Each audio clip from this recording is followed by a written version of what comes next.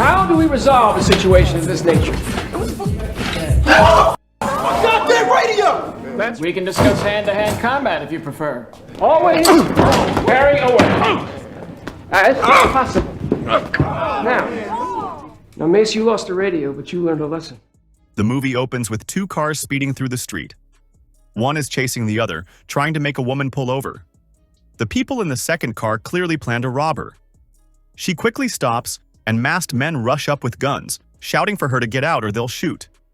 They smash the window and almost grab her, but a sharp-dressed man passing by steps in and orders them to stop. Back the up! Wait a minute. The men recognize him and call out his name, Randall Thompson.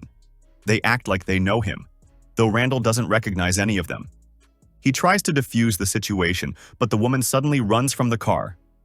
One of them shoots her in the leg, and Randall leaps in to protect her. The men turn their guns on him and fire. Randall collapses to the ground. The group argues, shaken by how badly things turned out. One man panics, but the shooter fires again, killing Randall. While searching his pockets, they find a police badge and take it before escaping. Across the street, a store owner witnesses everything and calls the police. Soon, a funeral is held for Randall. He was honored for his military service and reputation as a skilled mercenary. His daughter, Anna, attends with her teacher, Kara. They grieve deeply. Later, Randall's brother, Carl, arrives surprising Anna. With no other family, his presence brings her comfort. Anna introduces Carl to Kara, who greets him warmly. It seems Carl plans to stay. Walking home with Anna, Carl learns more about the area. She explains it's dangerous, and her dad always stood up to local gangs. She adds he was only shopping when he met the robbers. Upset, Anna tells Carl that Randall always wanted him to visit, but he never came. You asshole. You addressing me? Carl stays calm and asks if they're making a threat. A police cruiser arrives and scares them off, but once the officers leave, they return and open fire on Carl. Carl dodges the bullets as the gang speeds away. Later, he meets his old friend Joey in a quiet part of town. Joey once worked alongside Shale, the original substitute teacher now living in New York. Carl asks for help tracking down his brother's killer and finding out if the gang was involved. It's good to be back in your crew. It's good to have you. Carl and Joey meet in a bar to plan their next move. Joey says the shop owner who saw the murder won't speak. He's probably terrified. Carl asks if he saw the shooter. Joey nods, saying the killer is a student from Lantro High School and a member of a gang called the Brotherhood. They wear hoodies backward with eye holes cut out. The store owner swears they were high school kids. Joey insists they must move quickly. The next morning, Carl visits Kara and brings her a drink. She's glad to see him. He asks who will fill Randall's teaching job. Kara explains the school's hiring a substitute for its most violent class. Why I couldn't be a substitute? Kara hesitates but tells him to get certified, promising she'll help him apply. The next day, Anna heads back to school for the first time since her father's death. She reunites with her best friend Danny. Meanwhile, Carl arrives at the school searching for the registrar. He meets mechanic teacher Warren Drummond, who offers to help. On the way, Warren asks if Carl's the new sub for the rough class. Danny walks by and thanks Warren, though the moment feels odd. In the special section, Carl notices the students look more like gang members than pupils. After getting a pass, he heads toward his room but gets lost. When Carl steps into class, it's utter chaos. Students are laughing, blasting music, dancing, and flirting. Excuse me, would you turn that down, please? This is my favorite song. Dante tells them to turn the music down. The student obeys but grumbles. Carl spots a kid sipping soda and jokes, asking if he brought enough for the whole class. The student shoots back with attitude, making everyone laugh. I must have left my cooler at home, Bill.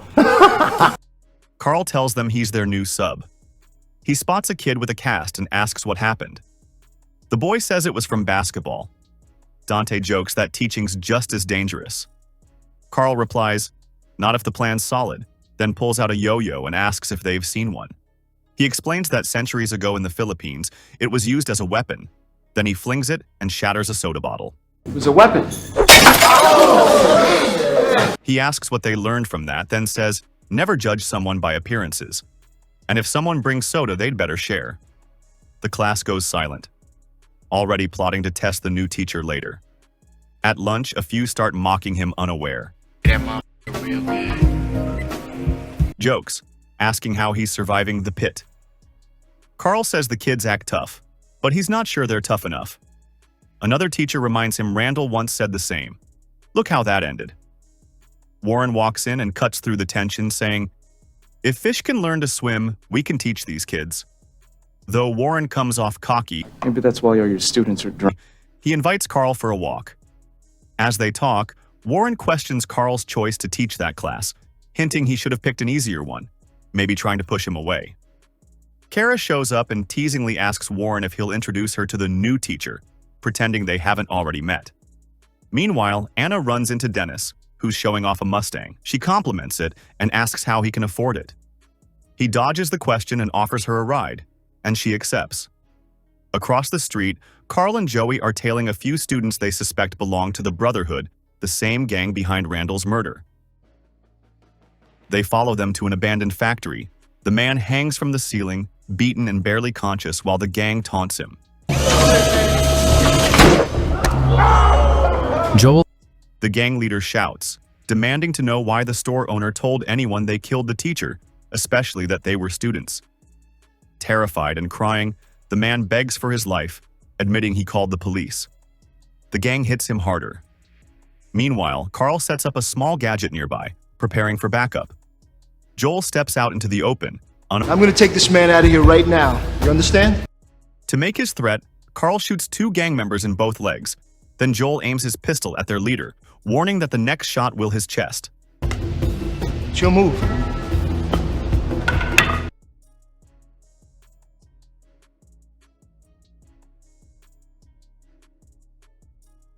Seeing they're about to lose control, the gang's leader quickly gives in and frees the man.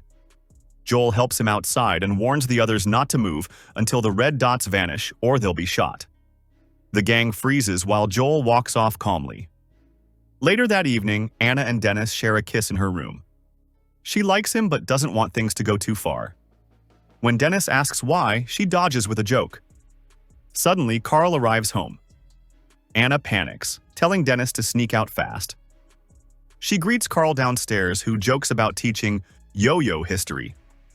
Anna laughs, and before leaving, Carl says he knows what teens go through. That night, students from Carl's class plan a car theft. Mace, the boy with a radio, breaks into a parked car. The alarm sounds, but his friend cuts it and they drive off. From the shadows, Joel watches. Elsewhere, Carl spends the evening with Kara. They drink and talk about his past. Carl admits Randall wasn't just his brother, but also his partner. They were mercenaries once. When Kara asks why he's now a teacher, Carl says Randall inspired him to change lives. Suddenly, Joel calls he's baited Mace and Dante with a stolen car. He tells Carl to meet him fast. Carl thanks Kara and leaves, though she clearly wishes he'd stayed. When Carl and Joel meet, Joel shows him where the stolen car was taken. Carl wants to move now, but Joel advises patience tomorrow will matter more. He then plays Carl a recording of the gang plotting to take him down. The next day, Carl arrives at school unfazed. Dante greets him with sarcasm, calling him the man with the plan. Carl smiles and begins class. A boy with a broken arm fakes illness to sneak off and let gang members in the back. Meanwhile, Mace blasts his radio, ignoring Carl. After several warnings, Carl decides to prove a point. He says that if he lets Mace play music while he teaches, nobody wins. That's called a deadlock. An impasse is a situation that has no apparent solution. So, in the absence of compromise, Carl hurls Mace's radio straight out the window. The room instantly falls silent. Holding the knife, Carl tells the class he's not here to humiliate anyone, only to make it clear he's in charge and wants to help them change. He then notes that Cation, who went to the bathroom, hasn't come back. So Carl decides to check on him. Inside the restroom, Carl calls out for Cation but gets no response. Moments later, gang members emerge from behind. Thanks to Joel's earlier warning, Carl is ready. He fights them off with sharp precision, taking each one down efficiently.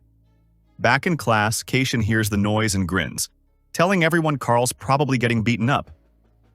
But Mace stays quiet, still thinking about Carl's words. In the restroom, Carl finishes the fight, pinning one of the attackers. He demands to know if the boy killed Randall Thompson. When no answer comes, Carl straightens his tie, adjusts his watch, and stays calm. Just then, the janitor from before steps in, clapping slowly. He introduces himself as Jonathan Barty and praises Carl's fighting skill. He says he hasn't seen moves like that since Vietnam and recognizes them as Green Beret techniques. Jonathan explains he served in the 1st Battalion in 1971 and 72, and he's certain those men weren't real students. Someone must have let them in. He looks Carl in the eye and says quietly, "You're no ordinary teacher." I'm on a secret mission. God damn it, I knew it. You undercover, ain't you? Carl returns to the classroom as if nothing unusual happened. The students stop whispering and stare. Kashan is now the center of attention, laughing loudly and acting like nothing's wrong. Carl walks in calmly, straightens his sleeves, and asks if everyone's okay. Then he turns to Kashan and, with a small smile, says, Force versus compromise. When class ends, Carl asks Mace to stay behind. He begins by asking if the radio was expensive. Mace shrugs and says, "A little." Carl tells him he believes he's smarter than he lets on and can still change his path. But Mace snaps, asking what Carl could possibly know about his life. He reveals that his father's in prison, his brother was killed, and his mother disappeared years ago. The gang, he says, is all he has left. Carl listens in silence, then replies calmly, "You've still got choices. You can build something different." Mace looks away, hurt but defiant.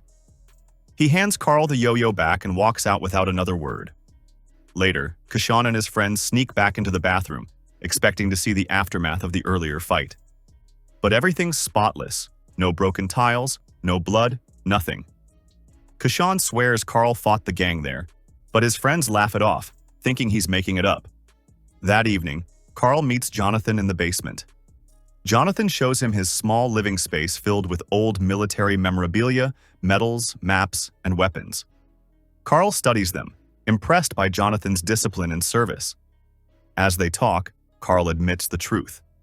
He's hunting the people who murdered his brother, Randall. Jonathan nods, saying he's heard strange things at night, voices, footsteps, people sneaking in when they shouldn't. Every time he checks, they're gone.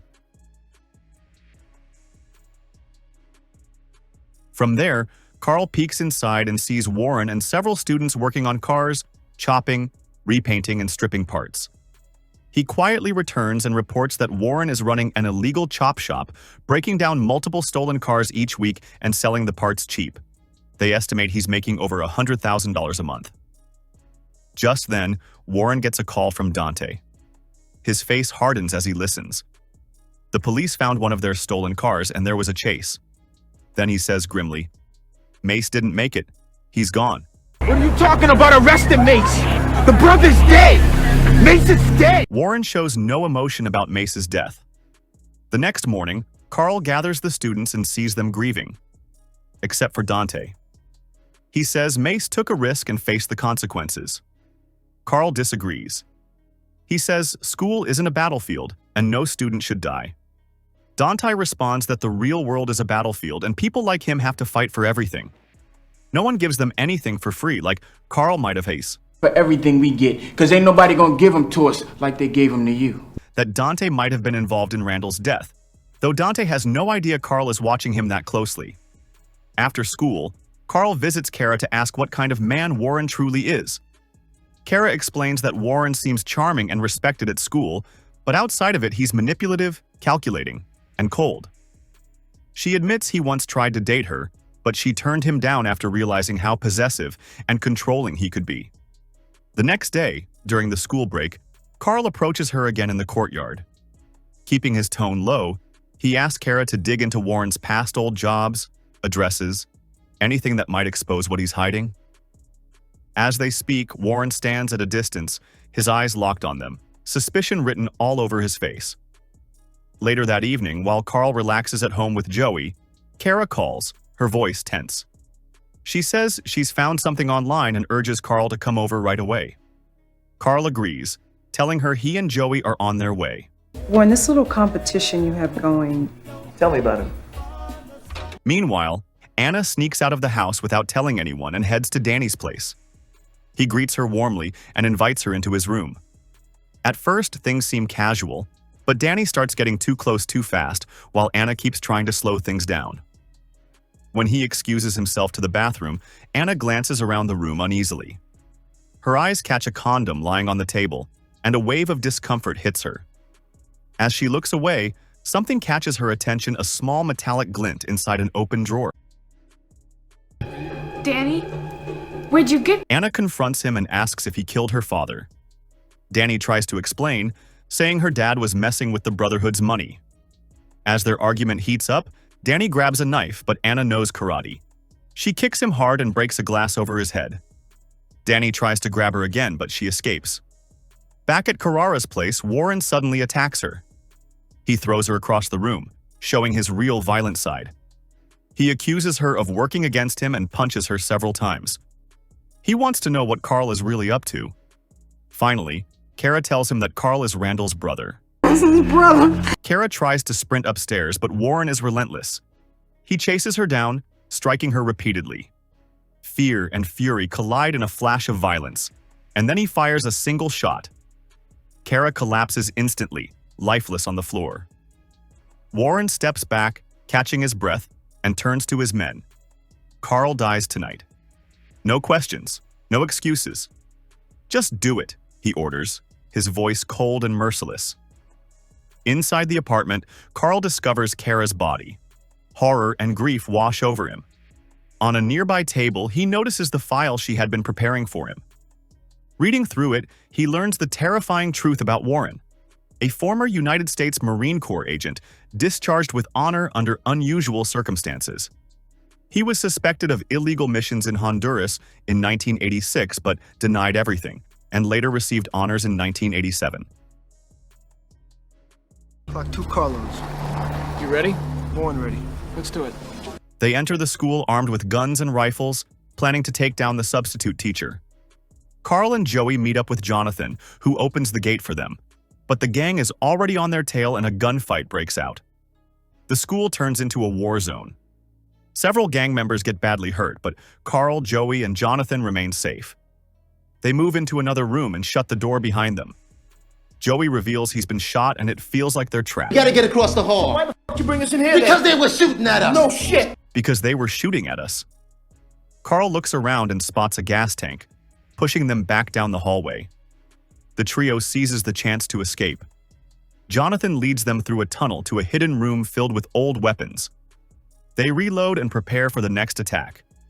The gang keeps coming, but now more of their members fall.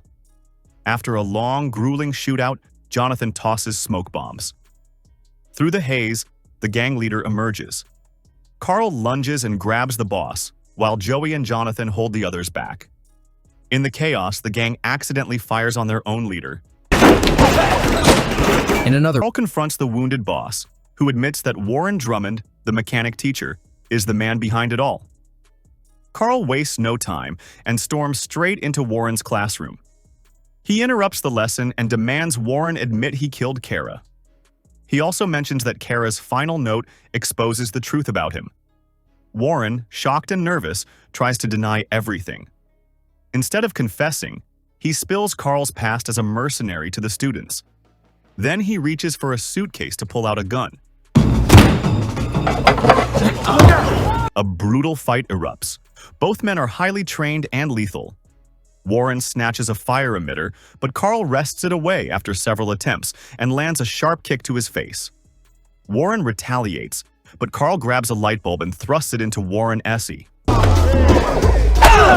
Unsure whom to support. Warren refuses to give up and keeps fighting. Carl slams him to the ground repeatedly.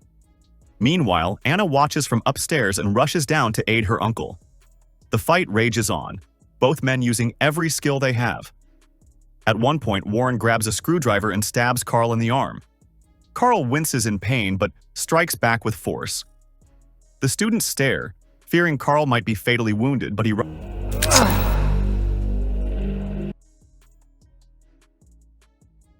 Finally, Carl drives a fatal stab into Warren's stomach, ending his life. Everyone watches in silence. No one mourns Warren. After a brief pause, Anna and Joey surround Carl, thanking him for everything he's done. Jonathan claps and tells the students to return to class. The ordeal is over. As everyone walks away, Dante shows a rare gesture of kindness. Carl thanks Joey for standing by him through it all. Later, Carl and Anna visit Randall's grave. They leave flowers and his badge. Anna tells Carl she's keeping the house and invites him to stay, but Carl says he's proud of her and must move on. They share a heartfelt hug, and the movie ends.